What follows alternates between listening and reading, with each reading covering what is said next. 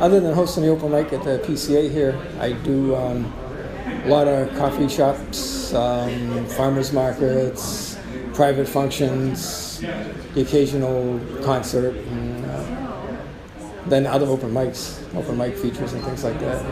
I started learning guitar when I was like 12, and then when I was a kid, I was really into like Eric Clapton and all those kind of guys, and then I started listening to Steve Goodman and John Prine and some of that music, and so sort of about the mid-'80s, I got more into that kind of music and got an acoustic guitar and started learning those songs, and then started learning how to write my own songs and get into it from that direction.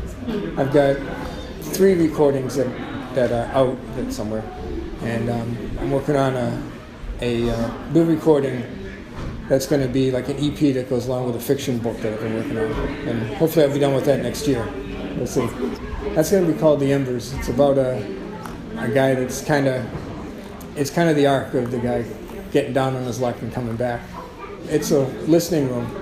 The room is great for acoustics. The PCA people always put money into this thing every year. It makes it better every year. We've got a decent PA here. We've got a good listening crowd that comes. And the PCA themselves are really good bosses because unlike if we're doing this in a restaurant or a bar or something, they don't really care how much money we make. Yeah, it's fun. It's a fun place. I've been doing this since November of 2001. The PCA space is great, the acoustics and the equipment they have. And I think we've got the best open mic going. Everybody really likes the space, and it's a real comfortable place to play. We try to set a real community kind of atmosphere so that people feel comfortable here, and people can come here and not be good. They can come here and learn how to be good over time. We've got people that came here 7 or 8 years ago that weren't real good, but now they're like touring around and they're playing all kinds of places. It serves me because I'm purely selfish. It's fun. I've met so many cool people by doing this, people I wouldn't have known if I wasn't doing this.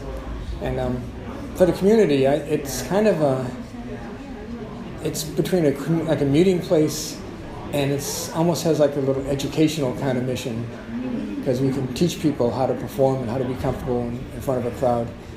Some people might have to speak in front of crowds in their day job and stuff, and they can come here and read a poem or something like that and kind of get used to the whole speaking in a microphone and talking in front of people. So there's an educational aspect of it. It's just fun. It's good. It's a good thing to do. Well, I'm hoping it keeps going like this forever. Maybe more people come, or we improve things over time. We're always changing to make things better. A few years ago, we changed the time so that people can get up for work in the morning and that type of thing. But I just hope it keeps going like this for as long as I can. The PCA allows people to bring in the food and their own drink, and the PCA does a bunch of stuff with the teens. The Teen Art Council does concerts and things here. They have formal concerts. We do a concert with Don White here once a year, which is pretty well attended. But they have chamber music, they have jazz, they have a contra dance once a month in the hall. There's also plays. The Neshoba Players put on a play here, I think, 3 times a year. And then they rent out for functions. People will have parties and wedding parties and things like that. Everybody should get a guitar or a ukulele or something and just come here and play anything they want. People, doesn't matter. They don't have to write their own songs. They don't have to play fancy songs. Just be anything.